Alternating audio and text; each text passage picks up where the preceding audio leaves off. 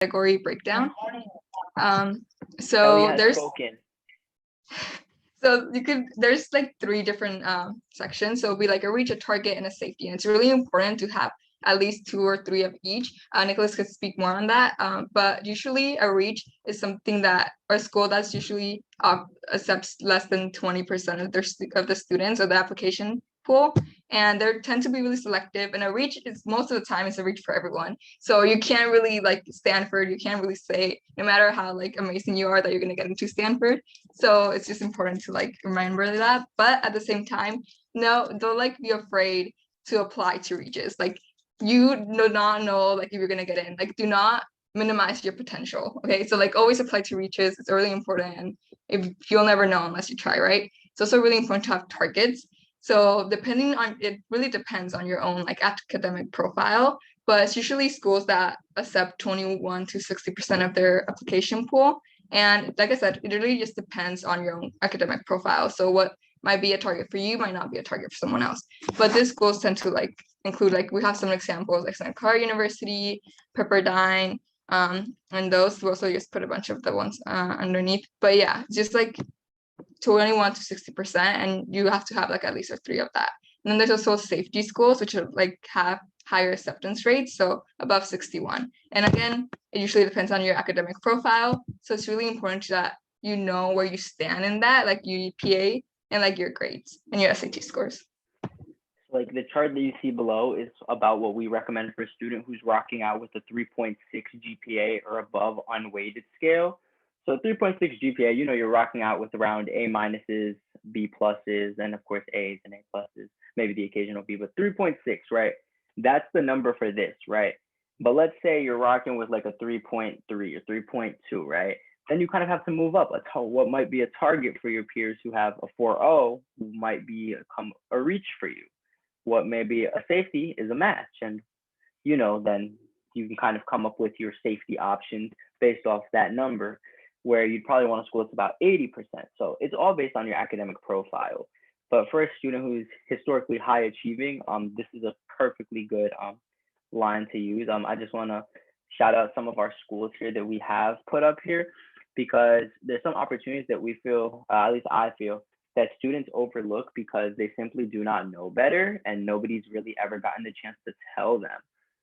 So a school like Hobart William Smith Colleges, right, which a lot of students historically haven't heard of, has one of the best econ programs in the world. Like, and a fun fact about Hobart William Smith is they do care a lot about demonstrated interest and how interested a student is, right? So much so that under the early decision plan, they promised to meet the demonstrated need of every student who is admitted. Only under early decision, not under regular decision. So a lot of students will let that fall over their head. It's not as selective of a school as maybe a Stanford or U Chicago or Pomona or Cornell, but they guarantee to meet your full financial needs the same way they do if you apply early decision. So that's a good one to check out. Bucknell on average meets 95% of your demonstrated need. Very interesting school option. D1 sports. It has the big school culture while having the small school academics. A school like the College of Mount St. Vincent, which is a hidden gem in the city of New York, where everyone thinks of Columbia as this great school. But what if I told you the College of Mount St. Vincent is one of the highest ranked schools for nursing in the state? What? Like, that's a hidden gem right there. And it's a Hispanic serving institution, which means that more than a quarter of its student body identifies as Hispanic or Latino. That's a hidden gem right there. And I'm pretty sure most of y'all ain't even heard of that. So just looking at those options that fit the criteria that, you know, maybe you've never heard of. It's just opportunities on opportunities on opportunities. So I have an example of a college list here that, can you guys still see my screen? Yes. So this is a college list based on a student who's rocking around a 3.8 unweighted GPA. Weighted is pushing above 4.0, test optional, and, you know, in need of significant financial aid, right? So the file itself is sent is the college list organizer. It's a template created by FirstGenSupport that I highly recommend using within the College for All system. Starting with the class of 2023, we're going to start using the FGS planner as the main resource for students, so they can, see it like this and it's all pretty. So as you can see, we put 20 schools because 20 is how many the Common App will allow you to have. So yeah, the schools, and this is also based on a business administration or economics major. So, flexible on whatever the school offers. So the schools that admit below 20% are marked as a reach. The schools that are below 20% are Amherst College, Emory University, Northeastern University, the University of Pennsylvania, and Washington University in St. Louis. In this scenario, you cannot use the Common App to apply to more than 20. You have to use coalition application if you plan to apply to more than 20. So those are the reaches. Then in terms of the matches, you'll see how we have a wide range of matches, schools that are hitting that 20 number, but also schools that are getting closer to the 60 number because it's important. You can use both common and coalition. So Babson College, Bentley University, Boston College, Bucknell University, Case Western Reserve University, Fordham University, Lehigh University, where are we at? University of Richmond, Villanova University, and Wake Forest University are the matches. Then we have the likely admissible options, also known as safeties, but we don't want to call them safeties because in this day and age, you can never guarantee that you'll get into a school. Like I know people who have gotten into Harvard that did not get into Trinity College, and that's a tough lesson to learn when you don't take the steps that you need to take to ensure that you're a competitive candidate for every school, right? Because you might have gotten into Harvard, but getting rejected from Trinity is going to stick in your heart and it'll hurt. So make sure that you are taking the steps. If a school traces demonstrated interest, don't be that I'm too good for you and I'm just applying here because you give good financial aid, because they see right through it. That's a little rant there though. So in terms of likely admissible options, we have the College of Mount St. Vincent in the Bronx, Elon University, Hobart William Smith Colleges, Rutgers University, New Brunswick, and the University of Maine in Orono, Maine. So fun fact about the University of Maine is that they offer an out-of-state tuition match scholarship, which means that for tuition, you will not pay an out-of-state rate. You'll pay the same that you would pay to go to your flagship. So if you're from California, that means you would pay the same tuition you'd be paying to attend the University of California at Berkeley. But it gets better than that because they offer out-of-state leadership scholarships to students who score above an 1150, I believe, on the SAT. So if you have above an 1150 SAT, you can get an additional $7,000 a year merit scholarship. And that is without need-based financial aid. But your counselor didn't tell you about that, did she or he or they? Why we pay those people again? But yeah, that's a list of 21 schools. As you see, the information we have is the average SAT. This is information that's not even pertaining because I apply test optional. And a lot of people are applying test optional nowadays because it's fair.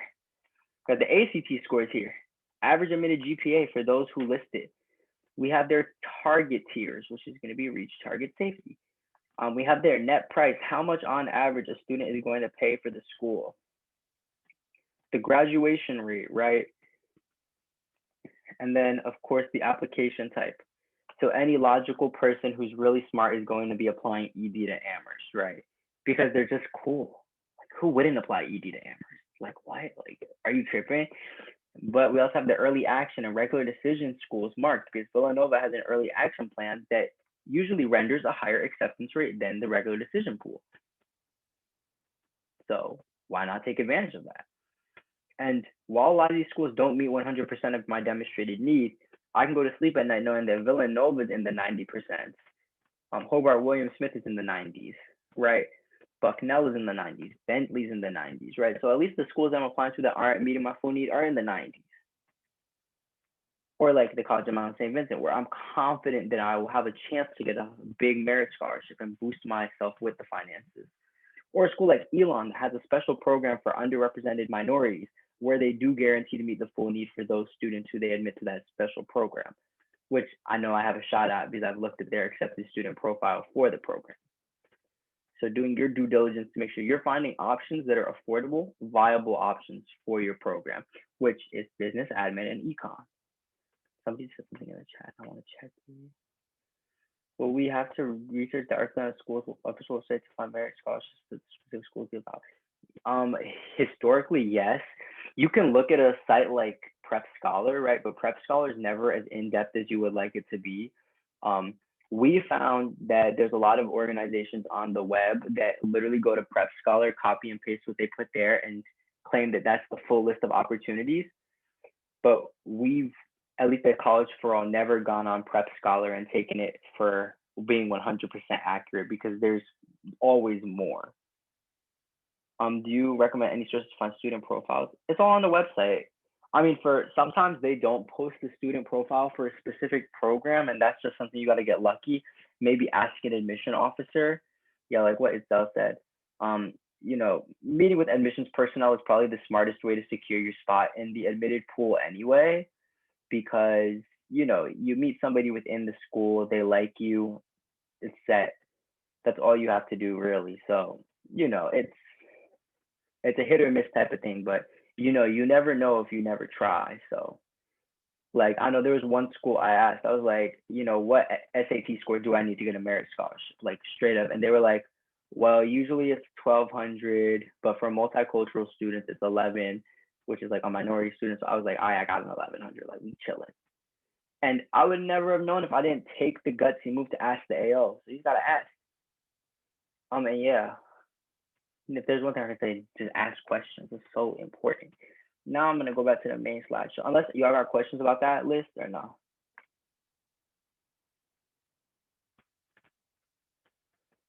Whoa. Okay, there's no question about that. So now we got this opportunity for y'all because I'm a big fan of opportunities, but I don't know how to do this. Hold on, let me unshare. I'm like tripping in tech problems right now. Oh yeah, it's all had it set up. Okay, I'm back. So yeah. Oh Are yeah, you like are you looking for the link? yeah, you sent the link, right? Yeah, I sent the link. Yeah. Okay, the Okay, link is in the chat, y'all. so click the link itself put in the chat. CFA is offering a special opportunity to every student who is in attendance tonight. Yay. So if you fill out the form that Itzel has put in the chat, we will email you some colleges that the CFA team personally selects based on your profile as schools that have been identified as good fits for you. And we will be doing this for free. So yeah, like yes, take advantage of it. I'm about to copy and paste the link in the chat too. I will suggest we want you guys to get it done within 30 minutes of the meeting ending, just so that we can get started and get like it back to you really quickly. So yeah, and personally, I created the guiding program at CFA, and I created the curriculum that our counselors are going to use. They're all really great. The students who are attending schools like Bowdoin, Emory, UCSD, students who were admitted to programs like LEDA, Thrive Scholars, Questbridge CPS. Just put whatever GPA is on your transcript. If you don't know, take a guess. Because in all honesty, if you lie, you're just screwing yourself. Because if you got a 4.0, you have a 2.0, we're going to give you schools for a student with a 4.0, not a student with a 2.0. And you're just doing yourself wrong at that point. So just like take a guess. Yeah, but just take a guess right now because like I said, we want you guys to get this done within 30 minutes of the meeting's end. So I'm gonna keep going through the meeting and you guys can get back to it like during the Q&A time or after the meeting's over. So yeah. So here's some additional tips. You got it. Okay, so some additional tips for your college applications. So college app fees. I'm pretty sure a lot of you guys are probably low income students. And if a lot of times we won't be able to afford college application fees, especially for private schools which are like so expensive for literally no reason. You can always just email your admissions officer and ask for a fee waiver. You could like always find your admissions officer. You can just like search up the school and then based on the region that you are from, you're basically assigned an admissions officer. They usually have like their email and stuff and their information on the school's website, and then you can just email them and be like, hey, I'm like low income, can I really like the school, like I don't know, hype it up, and then just like ask for a fee waiver, and then they usually are able to give you a fee waiver. And yeah, and like I said, apply to selective schools, like apply to reaches, apply to schools you think you won't get in, because you never know unless you try. Like you can't minimize your own like success. So I guess like you have to really just like don't underestimate yourself and like try and apply to those schools and do the essays and like you might get in and you don't know unless you try. So it's really important to just apply to those schools and have reaches, even though you might think you won't get in. And also like consider factors. So it definitely depends on your school profile, like we talked about. So, but like what might be like a safety score or a target score for you, for someone else might not be the same for you. So you really just have to like consider what you want in a school first of all, and then as well like ask like what is your GPA and what is your SAT score and why should you be applying to a certain school, and then also compare the schools and then like the SAT scores and the GPA. And yeah, that's it. And I want to add one more thing in that's not on the slide. Apply to schools for yourself. Because so often in my life, my family had it set out for me to attend a Harvard, right? Or a Princeton. Mostly because that's the only schools that my grandma had seen on TV. But, you know, as the college process got closer, I was lucky enough to have a parent who was overly involved in it. I was in a community-based organization that would do college tours for free. My dad was the chaperone every time because, he might not have known from personal experience, but he was gonna know from experience. He was just gonna figure it out. That's how it has to be. And I was lucky enough to have him and I fall in love with the same school, and it worked out. But I know that that's not the case for everyone, and for some of my best friends, it wasn't the case. Where one of my really close friends got into USC, and he literally had to beg his mom to let him go because it's too far, and she didn't want her little baby across the country, even though it's a great opportunity.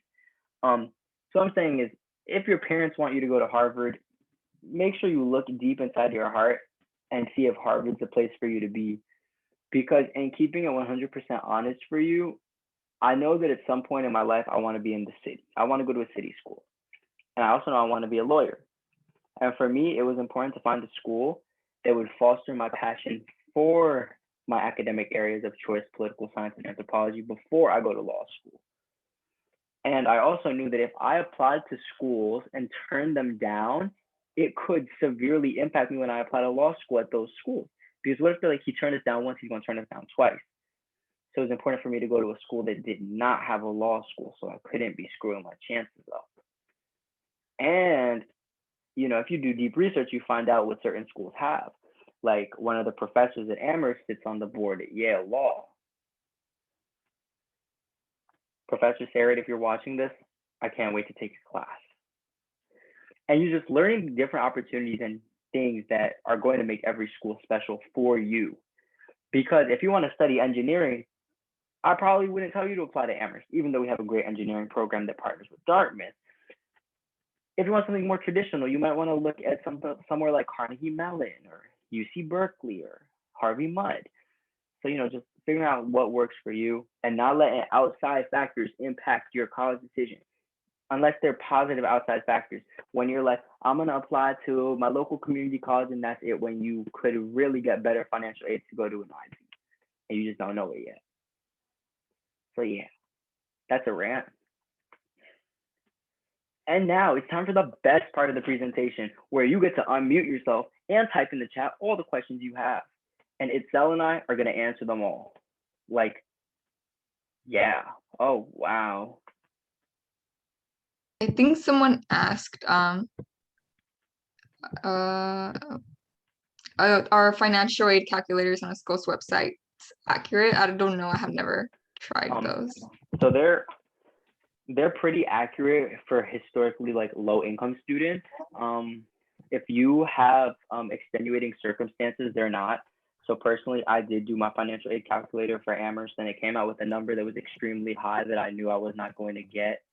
And they ended up giving me significantly more financial aid and appeal. If the number's not looking too nice with you, you might want to have a consultation with financial aid office. A lot of parents don't know that this is an option, but it is. just make sure that you ask admissions officers if it's an option. And if it is, sit down, talk to financial aid. It shows more demonstrated interest. It makes you a better candidate. Thumbs up. Next question. Okay, let's do. Okay, there's like so many. Okay, this is like getting lost. Okay, Okay. what are I pros have and one. cons? Oh, okay, you I go. have one. Can I ask for a fee waiver even if I'm not low income? My college application fee is backing up low. Yeah, so you can always ask for a college application fee waiver. You can just say that, you know, you need it. It would help make applying to the institution more accessible. And more likely than not, the AO will give you a code. If you go to virtual events, some schools will give you fee waiver codes. I got one from Lafayette College. American University sent me a code. Suffolk University in Boston also sends codes for signing up for virtual events. So do that. And if if it's still like you're not getting a code for doing that, just email your AO. They'll be nice. Let's see. What are the pros and cons of using different applications? Common coalition. Okay, I guess I can answer this. So, there's like pros and cons to like, I guess it just depends because for QB, like I did QuestBridge, and I think QuestBridge is like it's a lot more. It's better if you're low income and have like a story to tell, because that's really like it puts a lot more emphasis on your story. So it has a lot more writing, and it is due earlier. And if you don't get matched, you'll know beforehand. So then you can like go and do Common App or whatever. So I think it would be better. I would recommend to use QuestBridge or like have QuestBridge as a backup plan because you are going to start early. And even if it doesn't work out, you basically already have your essays done for like the coalition app and all of that. So I think that's what I have to say. What do you think, Nicholas? So in terms of common versus coalition, the common app is great because it has a lot of different schools on it. It has like more than 1,000 colleges as options, right? So you could just click and add pretty much any school you want. Now, the benefit of coalition is not every college gets to become a partner of the coalition platform. The coalition platform is very selective in the institutions they choose to partner with. And the institutions that they choose to partner with are ones that have very high student success rates, i.e. a graduation rate that is pushing above 60%, with also a student indebtedness, which I believe is below $25,000 a year. I mean, not a year, $25,000 for like their entire undergraduate career. So, hitting a low student debt number, also getting students out in a fair number of years, all the schools on coalition check those boxes. So they clearly have adequate support systems for first-gen low-income students if they're getting all of their students out within a good, reasonable amount of time. In terms of financial aid, like assets and that type of thing, it's just one thing you have to really evaluate on a school-by-school basis, whereas a school like Amherst, they don't use your home equity. They just multiply your income by a certain number and take whatever number is less. Whereas a school like the College of the Holy Cross is going to take your full home equity and evaluate it at whatever it's worth.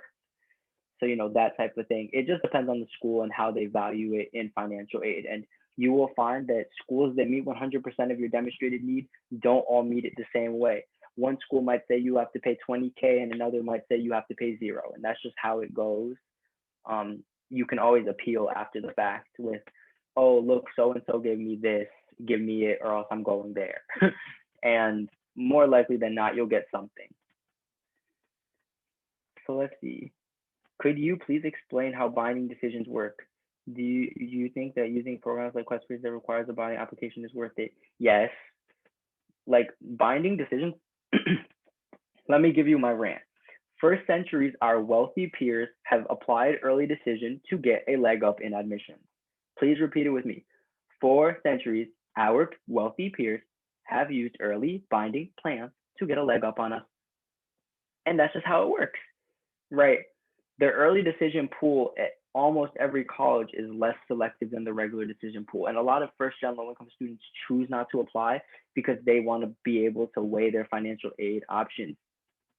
Like, no, you don't need to weigh your financial aid options that badly if you're a QuestBridge eligible student. If your family is making below $65,000 at a school that meets full need, you will be rocking out with a parent contribution of less than $3,000, $4,000 a year. And that's just fair. That's how the process works. And the full ride of Questbridge might be enticing, but you're matching to your third or fourth or fifth or 12th choice when you could have gotten into your first choice early decision if you had applied. And that's how Questbridge works. They bait you in with the full ride and then they get you. And it's a great program. You don't graduate with any debt, and that's perfect. But it might not be your top choice. And, taking the risk to apply early decision, at least for me, paid off. And for two of my staff members, Revival and Anaya, it also paid off as they were admitted as Questbridge scholars to Amherst and Emory University. So, it depends on your situation. But using Questbridge is better than just applying regular decision everywhere. So yeah. Also, yeah, I think that's a good answer. And so you have anything to say? Yeah, also like you can always just make sure that you're 100% sure about that school. Because I know there's like Nick said, there's cons and pros to it. It's just really important that also you could like literally list one school.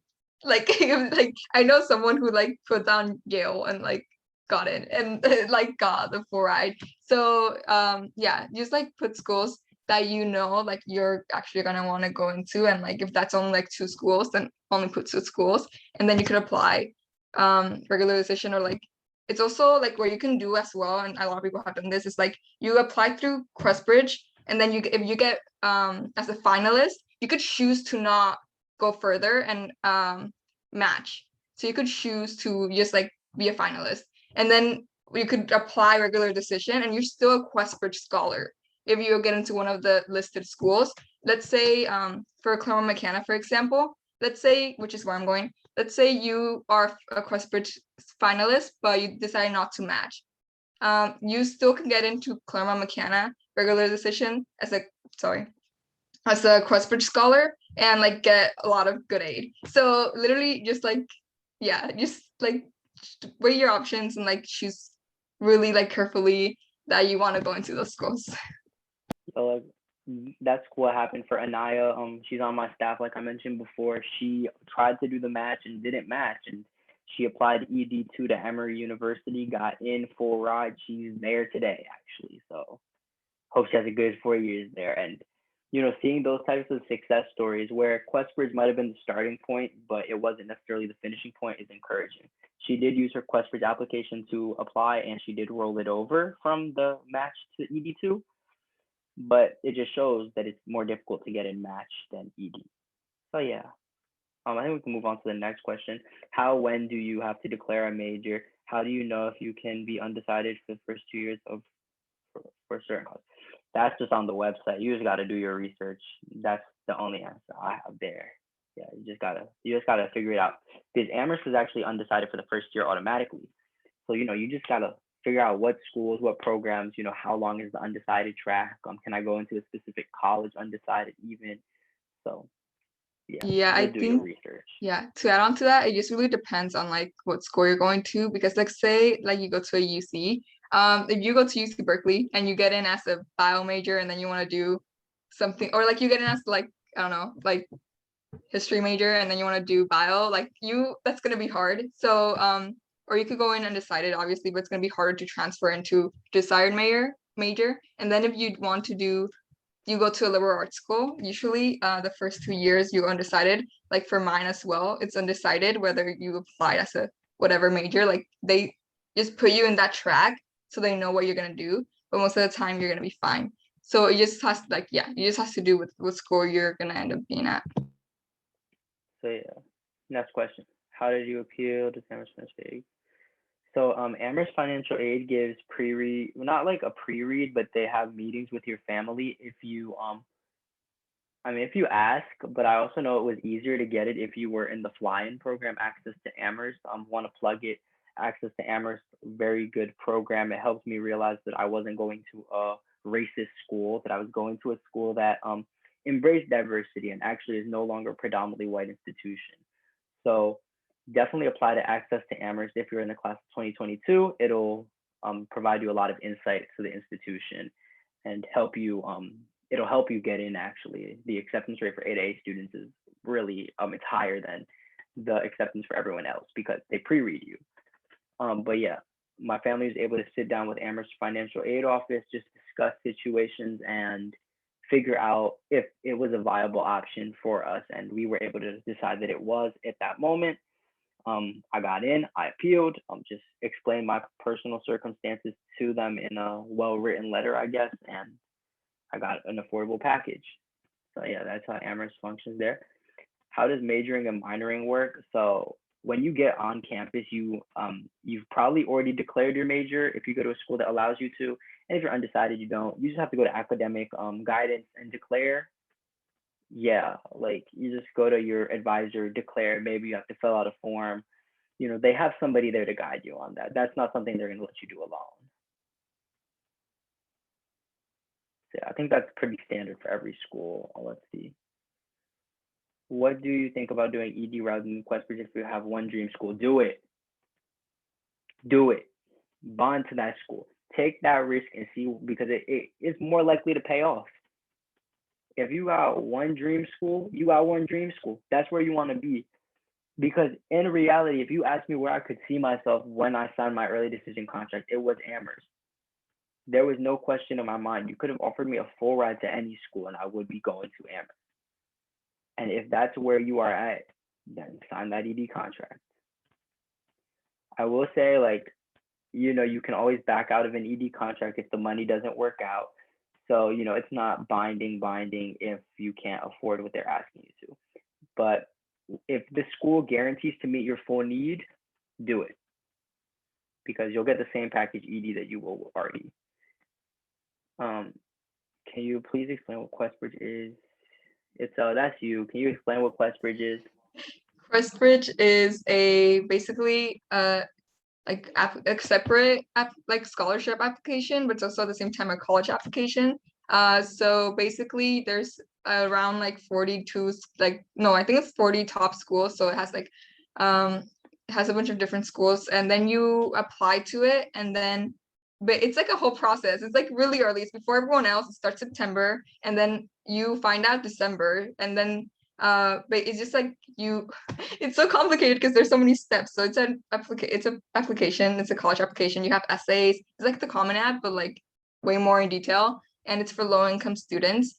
So then if you, let's say you list 5 schools, you could list up to I think 10. So let's say you list Claremont McKenna, Pomona, USC, and depending, they're gonna give the application to those schools.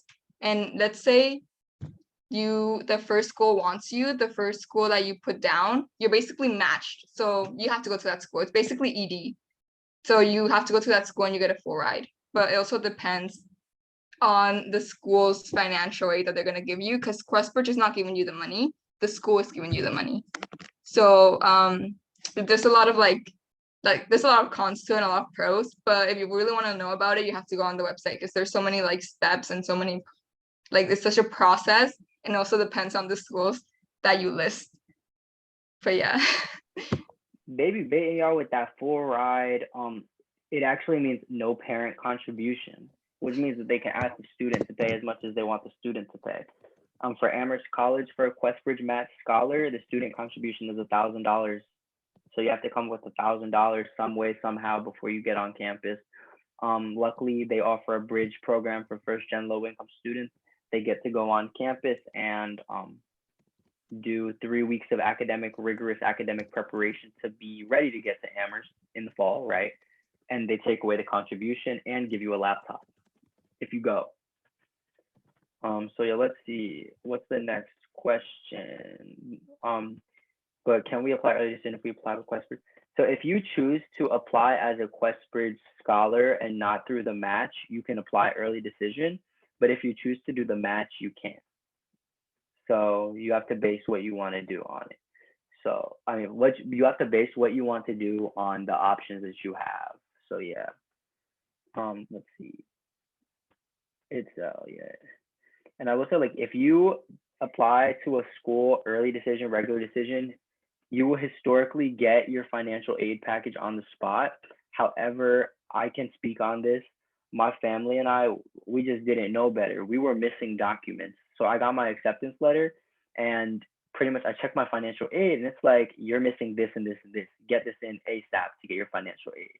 And I was lucky enough to go to apply to a school like Amherst that meets full demonstrated need blind, so they don't even care, where I was able to submit my stuff late.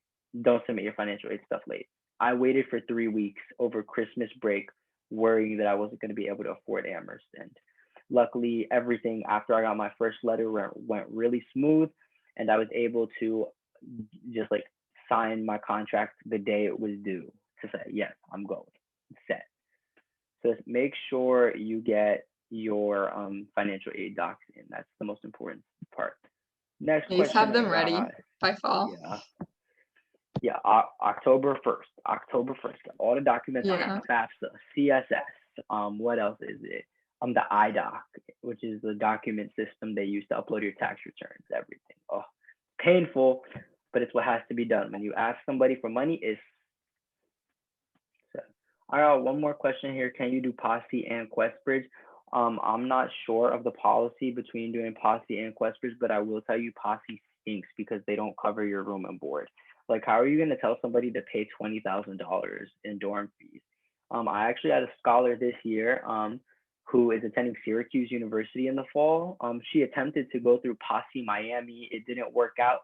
She ended up getting into Syracuse early action or regular decision. No, regular decision. She got in regular decision to Syracuse, and she got a scholarship that covered her tuition and some of her room and board. So she's paying less to go there than she would have if she got Posse. Why don't they cover room and board? Okay. Because they're stingy. That's why they don't cover room and board.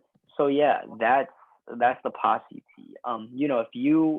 If your family's more middle class and you know that $20,000 is an attainable number of tuition, by all means, like that's a pretty good bargain for an $80K a year school. But while some schools do offer financial aid to like get your housing covered for Posse, it's just a slippery slope.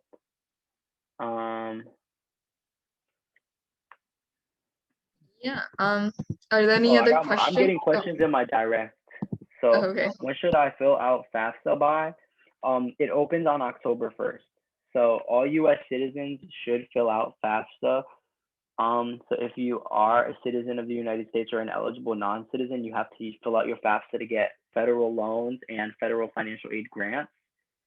Yeah, and depending on your state, there's state grants and financial aid for students who are undocumented or documented, right? For you to get state grant aid, that just depends on the state.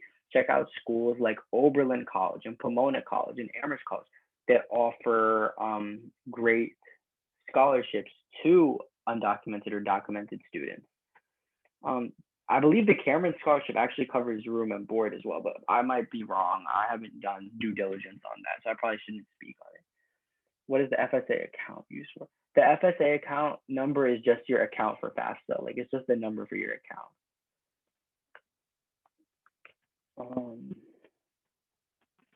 Yeah, the Golden Door Scholarship. That's a fact. That's a really good one.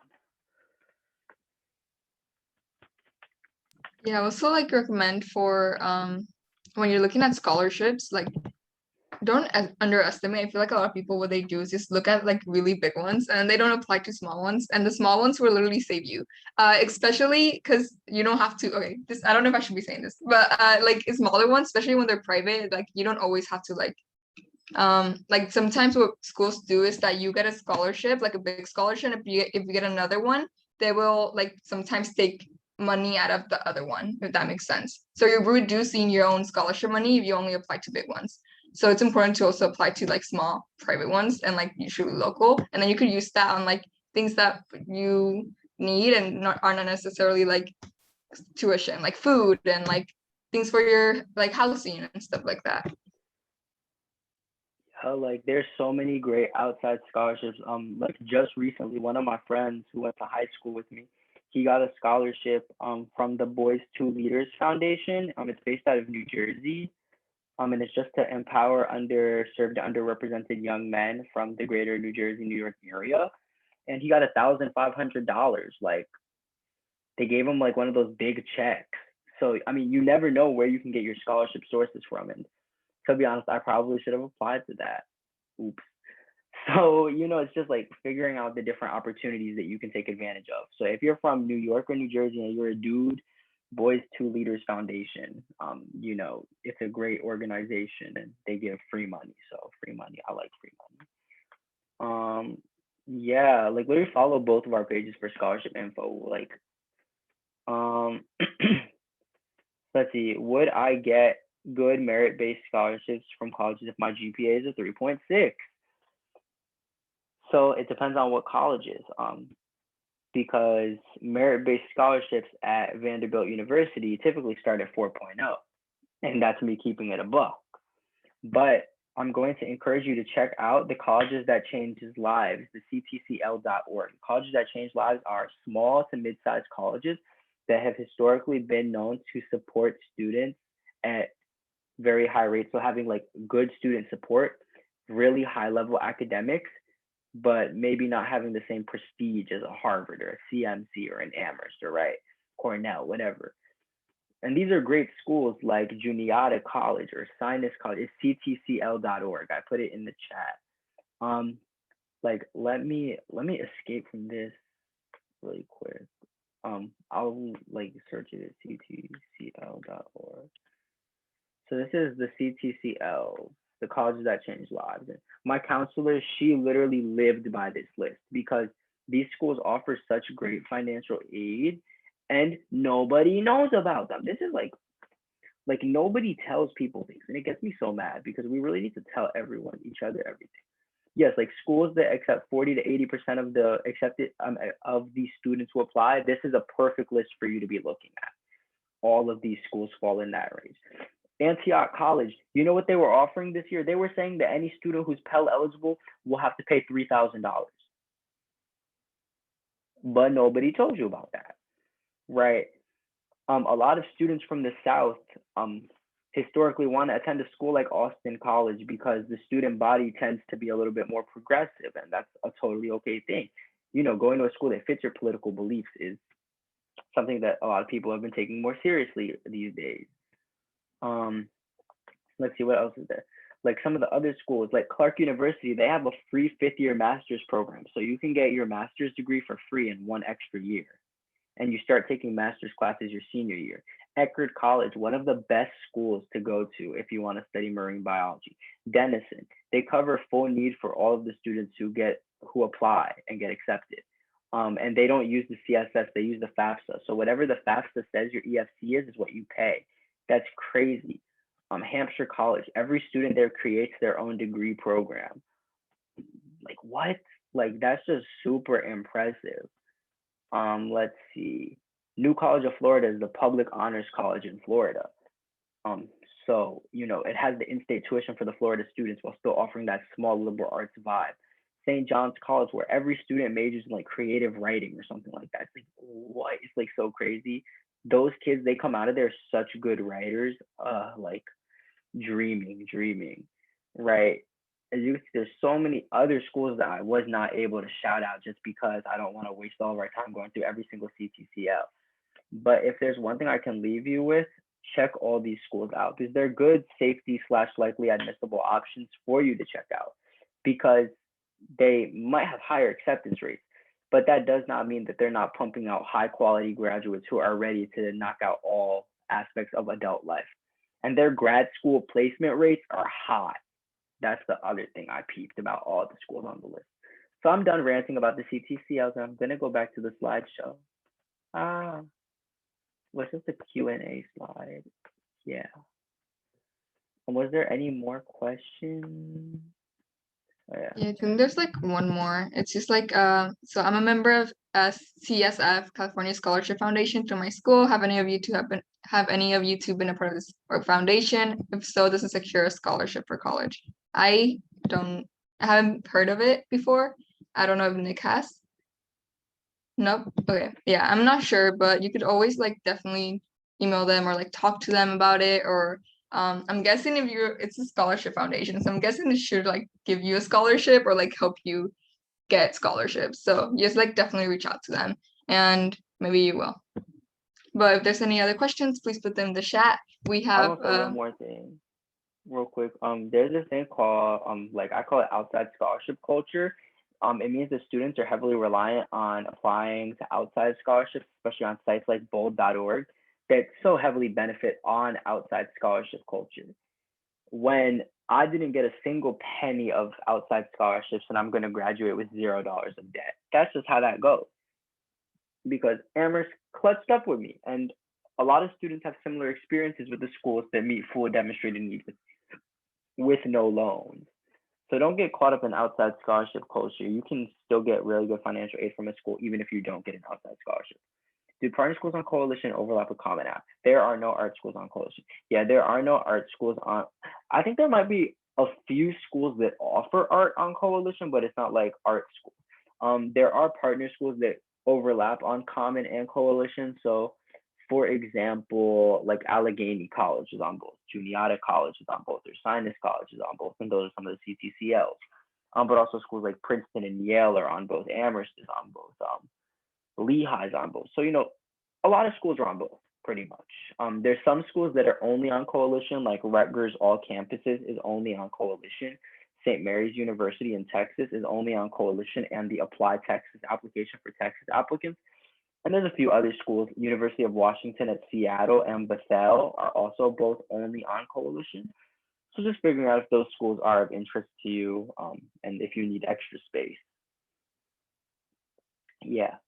Any more questions?